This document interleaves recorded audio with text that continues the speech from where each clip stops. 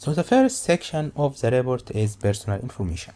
Here we have an important question, which is, which of the following most closely matches your job responsibility and title? So most of us will work as software testers. But what is the name or the title of your position?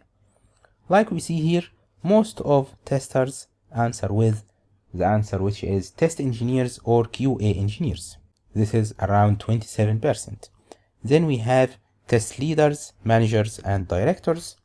Then we have persons who call themselves testers or test analysts. Then, like we see, 8% of participants said that they consider themselves as automation testers. And then we have different answers like SDET, software development engineer and test. Only 2% of participants said this answer. So like we see, most of testers like to call themselves QA engineers or test engineers, not automation tester, not performance tester, not security tester. And this is why you see in this bootcamp, for example, we talk about different types of software testing. Because personally, I believe that if you are going to work as a software tester, you should have good knowledge about all types of testing. Even if you work in a position, for example, that will require more usage of load testing or performance testing or test automation, this doesn't mean that you don't have any knowledge about different types of testing. It is better to learn about manual testing, API testing, performance, automation, and of course security testing. Then we have another question, which is testing 100% of your work? So here 2021 answers, like we see, 55% of participants said yes, between 100% and 75% of my work is testing tasks only. So here we have a very important note. The answer to this question has a relation with the size of the testing team. So like we see here, the larger your testing organization, the higher the percentage of your work that will be focused on testing. So if you are a tester in a large testing team, this means that most of your tasks will be testing tasks. But if you have a small testing team in your organization, or you are the only tester inside the organization, in this case, there is a higher likelihood that you will perform non-testing tasks. So what are the non-testing tasks? These might be writing user stories, sitting with customers, performing unit tests, debugging the code, and so on. Here we have the contribution from testers around the world. We have most of people who participated in this report are from USA, Canada, and Western Europe. So the data inside this report doesn't have to reflect what happens in your market. For example, around 30% of my students on Udemy come from India, but only 16% of people inside this report come from India.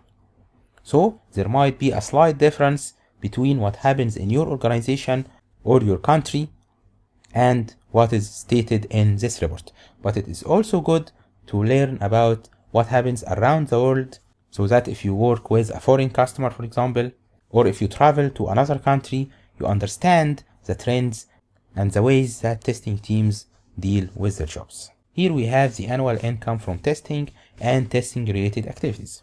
So depending on your area, you will find the average annual income. Of course, there is a huge difference, for example, between annual income in USA, Canada, and other parts of the world like Russia, Latin America, and the Middle East or Africa, for example. But regarding this section, I suggest you to go to locally produced reports. For example, here in Egypt, we have a testing report which is called Egypt Testing Report. So this report collects information only from Egyptian testers. I advise you, if you live in any country that doesn't have a report like this, you can create one, share it with your community inside your company in order to know the state of your market. The Indian market, the Russian market, the American market, or any other market. Here we have a question about the professional experience. How many years of experience do you have? So the blue line is about 2021. So like we see, 6% of testers have less than 1 year of experience. This means that new testers are joining the field every year. The field still has demand and is searching for new fresh grads to work as software testers. Then we have 1 to 2 years, 8%, 2 to 5 years, 19%, 5 to 10 years, 30%, and plus 10 years, 37%.